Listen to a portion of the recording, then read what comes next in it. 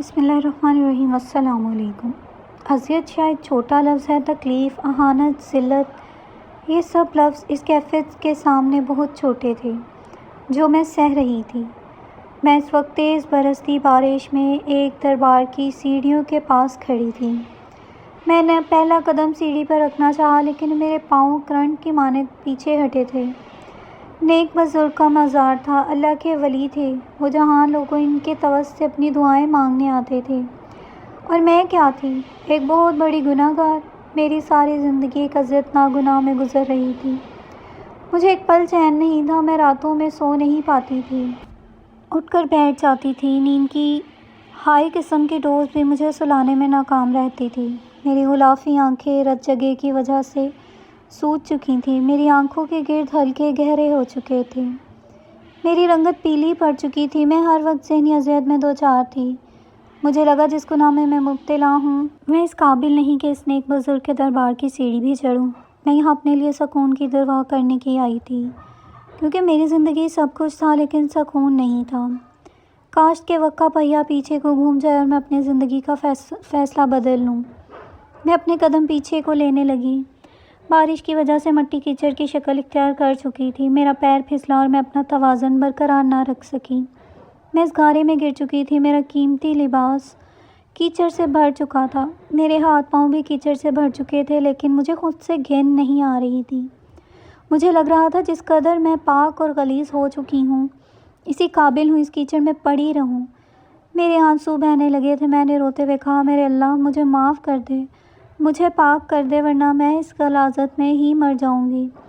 میں کیسے خود کو پاک کروں؟ دیکھ میرے اللہ، میرا وہ حسن مانند پڑ گیا جس پر مجھے ناز تھا۔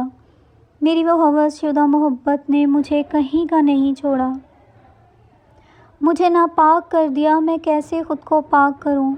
مجھ سے میری ساری دولت لے لے، بس مجھے پاک کر دے، میں اس غلاظت کی وجہ سے مر جاؤں گی۔ میں رو رہی تھی، بلک بلک رو رہی تھی۔ وہاں موجود لوگ مجھے برستی بارش میں یوں کیچڑ میں بیٹھے روتا دیکھ رہے تھے۔ میرے سامنے 20 سال پرانا منظر گھومنے لگا۔ میں نے جمال سے بے تحاشا محبت کی تھی۔ محبت شاید میرے لیے ایک معمولی سا لفظ ہے، میں نے تو اس سے عشق کیا تھا۔ اس کی محبت میں میرا یہ عالم ہو چکا تھا کہ وہ دن کے وقت مجھ سے کہتا کہ زلیخا اس دن کو رات کہہ دو، تو میں رات کہہ دیتی تھی۔ میں جمال کی دیوانی تھی، وہ تھا ہی ایسا گبرو جوان۔ پورے گاؤں میں ایک وہی تو حسین سجیلا جوان تھا۔ میں نے سنا تھا مصر کی عورتوں نے حسن یوسف کو دیکھ کر اپنی انگلیوں کو کاٹ لیا تھا۔ یقیناً یہ حق سچ بات ہے۔ حسن ایسی ہی کشش رکھتا ہے، ایسے ہی نگاہوں کو خیرہ کرتا ہے کہ انسان کوئی بھی قدم اٹھانے کو تیار ہو جائے۔ جمال کا حسن بھی میرے لیے حسن یوسف جیسا تھا۔ میرا نام بھی زلیخا تھا اور میں حسن کی دیوانی تھی۔ میں ایک حسن پرست لڑکی تھی۔ حسین نوجوانوں کو دیکھ کر میری آنکھیں چمک سی جاتی تھیں۔ میرا خود پر اختیار نہیں رہتا تھا۔ میں پلٹ پلٹ کر اس نوجوان کو دیکھنے لگتی تھی، لیکن جب میں نے پہلی بار جمال کو دیکھا میں اپنے ہوش و حواس کھو بیٹھی تھی۔ پہلی نظر کی محبت کسے کہتے ہیں، یہ جمال کو دیکھ کر مجھے احساس ہوا تھا۔ گوری سفید رنگت، پرکشش چہرہ، لمبا اونچا قد، وہ نوجوان وجاہت کا شاہکار تھا۔ لڑکی تو بہت سی ایسے حسن کی مالک تھی کہ لوگ انہیں دیکھ کر آنکھیں جھپکنا بھول جاتے ہیں، لیکن مرد ہزاروں میں کوئی ایک ایسا ہوتا ہے جسے دیکھ کر آپ اپنے ہوش و حواس کھو بیٹھیں، آنکھیں جھپکنا بھول جائیں۔ جمال ایسے نوجوانوں میں سے تھا۔ میں نے اسے اپنی دوست کی شادی میں دیکھا تھا۔ جتنا وہ خوبصورت اور وجاہت سے بھرپور تھا، اتنا ہی اپنی اس خوبی سے بے نیاز بھی تھا۔ میں تو اسے دیکھ کر ہی اس پر مر مٹی تھی، فرفیتہ سی ہو گئی تھی۔ حالانکہ یہ بات نہیں کہ میں خود کسی سے کم تھی، میں خود بھی بہت خوبصورت اور حسین لڑکی تھی، لیکن میرا مسئلہ یہ تھا کہ ہمارے خاندان میں غیر برادری میں شادی کسی قیمت پر نہیں کی جاتی تھی۔ اگر خاندان میں کوئی جوڑ نہ ہوتا تو لڑکی کی شادی بے جوڑ ہی کر دی جاتی، چاہے وہ کم عمر بچی ہو یا بوڑھا شخص، لیکن ہماری برادری میں غیروں میں اپنی بیٹیاں نہیں دیتے تھے۔ یہ بات میں بہت اچھے طریقے سے جانتی تھی، اور اپنے خاندان اور برادری کے ریت و رواج سے اختلاف کا مطلب سیدھی سیدھی موت تھا، اور میں تو تھی وہ بھی کسی کی منگ۔ میری منگنی بچپن میں ہی اپنے خالہ زاد سے ہو چکی تھی، جو ذرا بھی خوبصورت نوجوان نہ تھا۔ سانولا سا رنگ، بھدے سے نین نقش، دبلا پتلا سا وجود، اس پر سامنے 2 دانت باہر نظر آتے تھے۔ شرافت علی کے پاس سوائے اپنی شرافت کے اور کچھ بھی نہیں تھا۔ میں تو اسے دیکھ کر ہی اپنا رخ بدل بیٹھی تھی۔ اپنی قسمت میں بہت آنسو بہائے تھے جب میں نے ہوش سنبھالتے یہ سنا کہ میری قسمت شرافت علی سے جوڑ دی گئی ہے۔ میں جانتی تھی کہ میری زبان سے نکلا ایک حرف انکار میری جان لے لے گا، اسی لیے میں نے اپنی زبانی قفل باندھ لیا تھا۔ لیکن اپنے دل کا کیا کرتی جو شرافت علی کو دیکھ کر بت سا جاتا تھا۔ کبھی اس کی رقابت کا سوچتی تو مجھے چھڑچھڑی سی آنے لگتی تھی۔ وہ مجھے اتنا نہ پسند تھا کہ میں ایک نظر اس پر ڈالنا بھی پسند نہیں کرتی تھی۔ میں تعصب سے یہ سوچتی کہ وہ بھی کیا مرد تھا، نہ کڑیل نوجوان، نہ بھرپور جسم و جسامت، نہ رنگ و نہ روپ، نہ نئے نقش، کس زاویے سے وہ میرے ساتھ جچتا تھا۔ میرے ماں باپ نے کیا سوچ کر مجھ جیسی حسین دوشیزہ کے لیے شرافت علی کو پسند کیا تھا۔ بہت سال مجھے لگ گئے تھے خود کو یہ سمجھانے میں کہ دل نہ بھی مانے، زندگی مجھے شرافت علی کے ساتھ ہی گزارنی ہے۔ میں حق اختلاف رکھتی ہی نہیں تھی تو پھر بحث کرنے کا فائدہ؟ کافی حد تک میں نے اپنے دل کو سمجھا لیا تھا، لیکن دل اس وقت میرے قابو میں نہ تھا جب تک میں نے جمال کو نہیں دیکھا تھا۔ مگر آج تو میرے دل کی دنیا ہی بدل گئی تھی۔ میرے سامنے میرے خوابوں کا شہزادہ تھا۔ میں یہ تک بھول گئی کہ شرافت علی ہے کون۔ شادی کے ہنگامے میں ایک نظر جمال کی مجھ پر پڑی تھی۔ نظروں کے تصادم پر میں کچھ گڑبڑا سی گئی تھی۔ میں نے فوراً سے نظریں جھکا لیں۔ وہ شاید میری اس حرکت پر مسکرانے پر مجبور ہو گیا تھا۔ میں نے چور نظروں سے اسے دیکھا تو مجھے کو دیکھ رہا تھا۔ شاید میں بھی اسے اچھی لگنے لگی تھی۔ میری جب بھی اس پر نظر پڑی تو وہ مسکراتے ہوئے مجھے ہی دیکھ رہا تھا۔ میرا دل یوں تو تھا جیسے سینے کے اندر ہی دھمالے ڈال رہا ہو۔ میں اس قدر خوش تھی کہ اس قدر مسرور ہو کے مجھے ہر چیز خوشی میں جھومتی ہوئی نظر آ رہی تھی۔ دل کی دنیا بھی بڑی عجیب ہوتی ہے۔ اگر دل اندر سے خوش ہو اور مسرور ہے تو لگتا ہے سارا جہان ہماری خوشی میں شادیانے بجا رہا ہے، اور اگر دل اداس ہے تو لگتا ہے کہ ہر شے خاموش اور تنہائی کا شکار ہے۔ میں اس وقت رہ گئی تھی جب شادی سے واپس لوٹتے ہوئے میرے پاس سے گزرا اور میرے ہاتھ میں 1 روپیہ تھما کر چلا گیا۔ میں تو حیران سی رہ گئی تھی۔ بڑی تیزی سے وہ میرے برابر سے گزر رہا تھا۔ میرا ہاتھ تھامنا اس میں کاغذ کا رکا تھا اور میرے ہاتھ چھوڑ کر چلا بھی گیا۔ یہ سب کچھ اس نے اس تیزی سے کیا تھا کسی کو شک بھی نہیں ہوا۔ تھوڑا دور جا کر اس نے پلٹ کر مجھے دیکھا تھا، پھر مسکرانے لگا۔ اگر تو یوں تھا جیسے سینے شکاف کر کے باہر آ جائے گا۔ میں بری طرح سے بدحواس ہو گئی تھی۔ میں نے اپنا ہاتھ مضبوطی سے بند کر لیا، پورے راستے ٹانگوں پر بیٹھی میں یہی سوچتی رہی آخر کاغذ کے ٹکڑے پر لکھا کیا ہوگا۔ اس کی آنکھوں میں اپنے لیے پسندیدگی میں دیکھ چکی تھی۔ میرا دل زور زور سے دھڑک رہا تھا۔ گھر آ کر میں نے فوراً اپنے کمرے میں چلی گئی اور دروازہ بند کیا، کنڈی لگائی اور جلدی سے کھول کے پڑھنے لگ گئی۔ اس پہ لکھا تھا، میرا نام جمال ہے، مجھے تم بہت اچھی لگی ہو، اگر میں بھی تمہیں پسند ہوں تو شام کو مجھے کھیتوں پر ملنے آ جانا۔ دیوان نے تو فلم میں ساری حدوں کو پار کیا تھا۔ پہلی بار ہی نظروں کی چوری پر اس نے مجھے ملاقات کے لیے بلا لیا تھا۔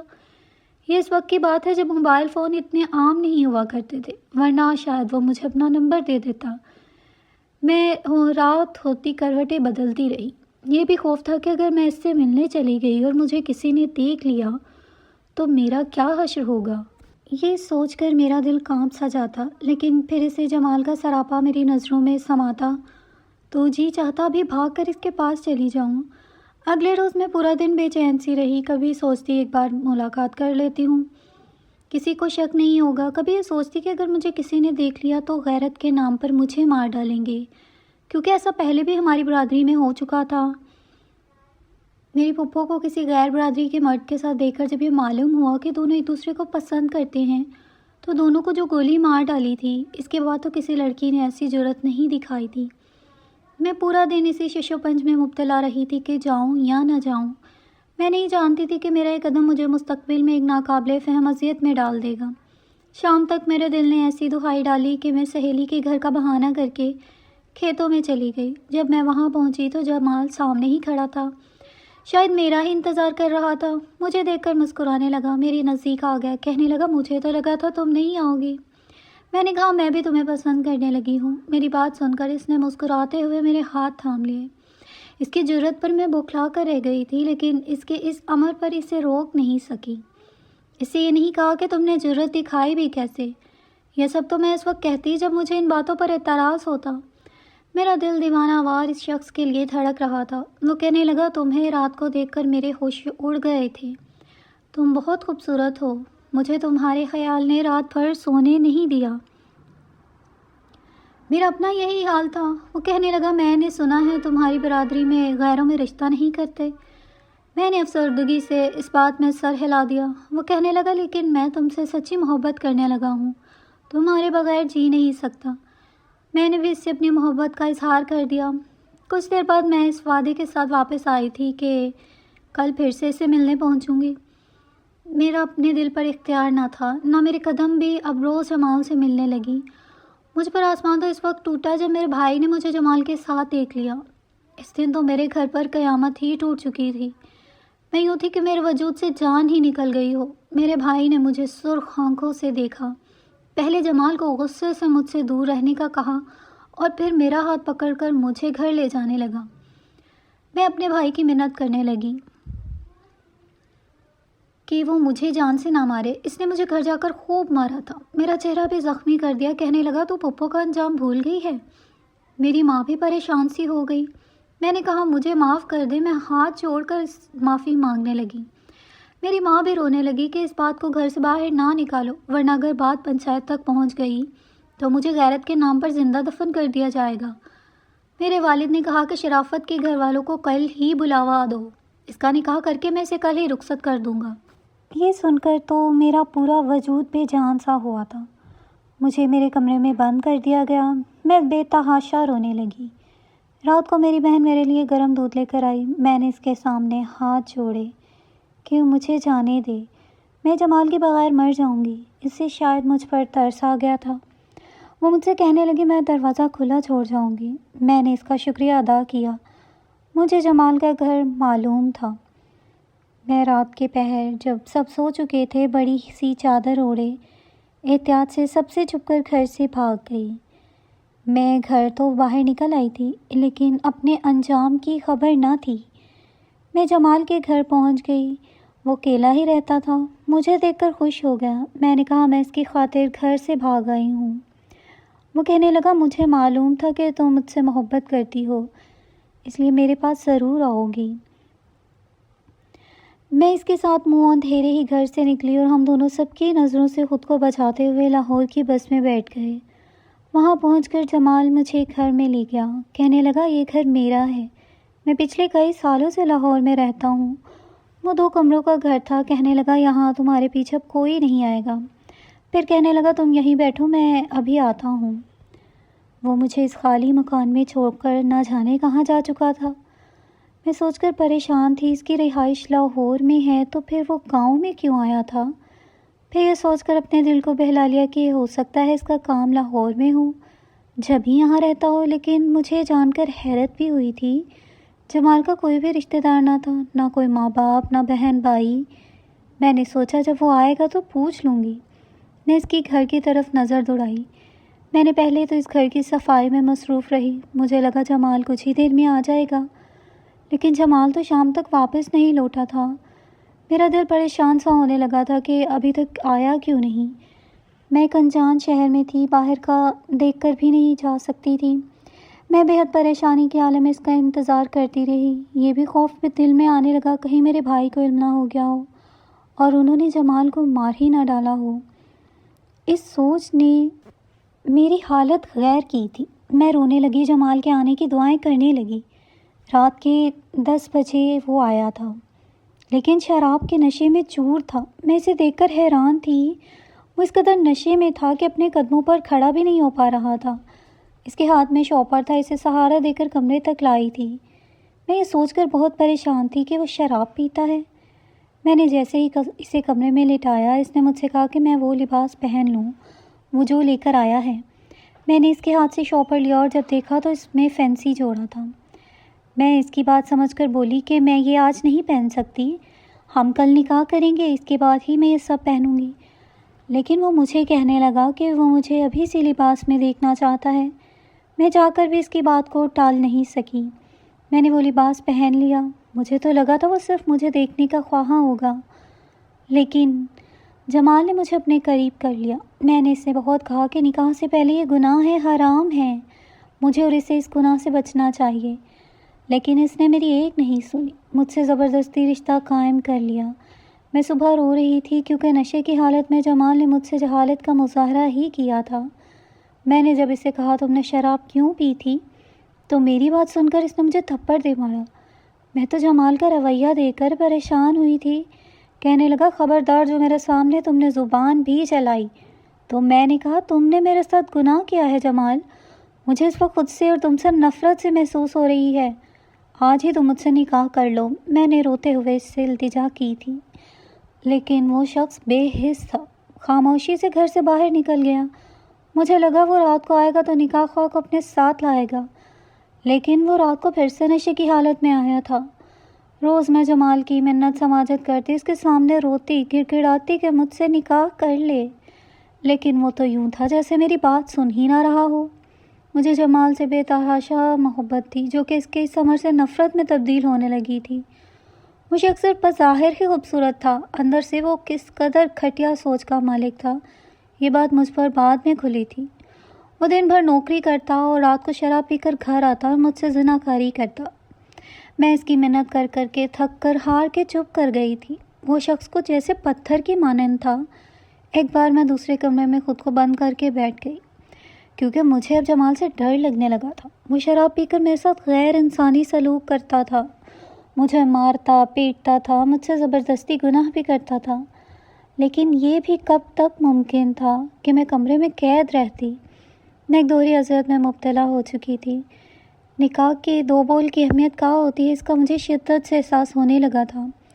وہی رشتہ جو نکاح کے ایجاب و قبول کے بعد انسان کو خوشی اور فرحت بخشتا ہے، بنا نکاح کے کس قدر جسمانی اور ذہنی اذیت میں مبتلا کر دیتا ہے، یہ مجھ سے بہتر اور کوئی نہیں جانتا تھا۔ ہر وقت مجھے خود سے گھن آنے لگی تھی۔ جمال جب بھی گھر آتا میرا دل خوش ہونے کے بجائے خون کے آنسو رونے لگتا۔ مجھے اپنا آپ ایک کوٹھے پر بیٹھی طوائف سے کم نہ لگتا، جس کی عصمت کا سوداگر بس ایک ہی شخص ہو۔ بے شک مجھے جمال کے علاوہ کسی نے چھوا نہیں تھا، لیکن پھر بھی مجھے لگتا میں ایک شریف اور خاندانی لڑکی نہیں ہوں، میں کوئی وحشت یا طوائف ہوں۔ میں اب گمسم سی ہو گئی تھی۔ مجھے جمال کے جس چہرے سے پیار تھا، اس کی جس وجاہت پر میں مر مٹی تھی، مجھے اس شخص کو دیکھ کر قیاحت محسوس ہونے لگی تھی۔ مجھے شرافت علی کی شرافت یاد آنے لگی۔ وہ بظاہر خوبصورت نہیں تھا، لیکن اس نے آج تک کبھی مجھے نظر اٹھا کر نہیں دیکھا تھا۔ مجھ سے آپ جناب کر کے بات کرتا تھا، کہتا تھا اور قابل عزت ہوتی ہے۔ اللہ نے اس کے ہر رشتے میں قابل احترام بنایا ہے۔ اپنی والدہ اور بہن کی بہت عزت کرتا تھا، پڑھا لکھا بھی تھا، گاؤں کے فرسودہ ریت و رواج کو بھی نہیں مانتا تھا۔ پہلی بار مجھے شرافت علی کی خوبیاں یاد آنے لگی تھیں۔ میں تو مرد سمجھتے ہی نہیں تھی، لیکن آج سوچتی ہوں تو لگتا ہے مرد تو شاید وہی ہے۔ مجھے لگتا تھا جمال کی سنگت میں وقت گزارنا کسی خاردار بستر کی مانند ہے۔ ایک پل بھی مجھے اس کی رفاقت میں چین نہیں آتا تھا۔ میری طبیعت کچھ دنوں خراب رہنے لگی تھی۔ جب میں ڈاکٹر پر گئی تو مجھے کہنے لگی آپ کے لیے خوشخبری ہے، آپ امید سے ہیں۔ یہ سن کر میرا سر چکرانے لگا تھا۔ میرے ساتھ وہی سب کچھ ہو رہا تھا جو میں چاہتی تھی۔ یہی اگر نکاح کے پاکیزہ بندھن میں رہ کر ہوتا تو مجھے ہر لمحہ سکون دیتا، خوشیاں دیتا، لیکن مجھے تو اس خبر نے ایک نئی اذیت سے دوچار کر دیا تھا۔ دنیا کے سامنے ہم میاں بیوی تھے، لیکن حقیقت میں ہم زانی تھے۔ میری اولاد ناجائز تھی۔ میں نے سوچا کہ شاید یہ خبر جمال کے اندر احساس پیدا کر دے۔ وہ کیوں میرے ساتھ ایسا کر رہا تھا، کس بات کی مجھے سزا دے رہا تھا؟ میں نے جب اسے یہ خبر سنائی تو وہ خوش ہو گیا۔ میں نے کہا ہمارا بچہ ناجائز ہے، کیونکہ ہمارے درمیان قائم رشتہ گناہ کا ہے۔ تم کیوں مجھ سے نکاح نہیں کر لیتے؟ کیوں تم مجھے پل پل کی اذیت دے رہے ہو؟ وہ کہنے لگا میں تم سے نکاح نہیں کر سکتا۔ یہ کہہ کر وہ کمرے سے باہر چلا گیا۔ میں پریشان سی ہو کر رہ گئی تھی۔ وہ مجھے بدتر زندگی دے رہا تھا، جو میرے لیے کسی سزا سے کم نہ تھی، لیکن مجھے وجہ بتانے کے لیے بھی تیار نہ تھا۔ وقت بڑی تیزی سے گزرنے لگا تھا۔ میرے 2 بیٹے ہو چکے تھے۔ 10 سال ہو چکے تھے جمال کو میرے ساتھ بنا نکاح کے رہتے ہوئے۔ میرے لیے سال کسی کربناک عذاب کو سہتے ہوئے گزرے تھے کہ ایک بار جمال نے مجھ سے کہا کہ وہ شادی کرنا چاہتا ہے۔ یہ سن کر میں خوش ہو گئی تھی، لیکن وہ مجھ سے کہنے لگا کسی دوسری عورت سے شادی کرنا چاہتا ہے۔ مجھ سے تو اس نے بدلے کے لیے شادی کی تھی، وہ مجھے گاؤں واپس بھیج دے گا۔ میں اس کی اس بات کو سن کر حیران تھی۔ میں نے کہا میں نے تمہارا کیا بگاڑا تھا؟ وہ کہنے لگا تمہارے خاندان نے میرے بڑے بھائی کو مار ڈالا تھا جو تمہاری پھپھو سے محبت کرتا تھا۔ میرے ماں باپ جوان بیٹے کی موت کا صدمہ نہ برداشت کر سکے اور وہ بھی مجھے تنہا چھوڑ گئے۔ میں نے اسی دن سوچ لیا تھا کہ ان کے خاندان کی لڑکی کے ساتھ ایسا ہی کھیل رچاؤں گا۔ تمہیں پل پل تکلیف میں دیکھ کر مجھے بے حد سکون ملتا تھا۔ اب تیاری کرو اور نکلو یہاں سے۔ جاؤ اپنے باپ کے گھر، اس سے بتا دینا کہ میں نے اس سے اپنے بھائی کا بدلہ لے لیا ہے۔ یہ کہہ کر اس نے اپنے بچے بھی رکھ لیے اور مجھے دھکے دے کر گھر سے نکال دیا۔ میں نے جمال سے کہا بھی کہ اس میں میرا کیا قصور ہے، میں تو تمہاری خاطر سب چھوڑ آئی تھی، لیکن وہ کہنے لگا اب میرے ہی کہنے پر واپس لوٹ جاؤ۔ میں گاؤں جانے کے بجائے ایک مزار پر آ گئی۔ مجھے اپنی حالت پر رونا آنے لگا۔ میری زندگی کے 10 سال ایک کبھی گناہ کی نظر ہو گئے۔ میں دربار میں بیٹھی رو رہی تھی جب میری نظر شرافت علی کے ساتھ بیٹھی ایک حسین عورت پر گئی جو اس کے ساتھ ہنس ہنس کر باتیں کر رہی تھی۔ ساتھ میں 2 بچے بھی تھے۔ اس کی حالت کافی بدل چکی تھی۔ میں نے دیکھ کر اب چادر سے اپنا منہ ڈھانپ لیا کہ کہیں وہ مجھے دیکھ نہ لے۔ میں سوچنے لگی یہ عزت کی زندگی میں بھی جی سکتی تھی اگر میں حسن پرستی میں اپنے باپ کی عزت کا خیال کر لیتی۔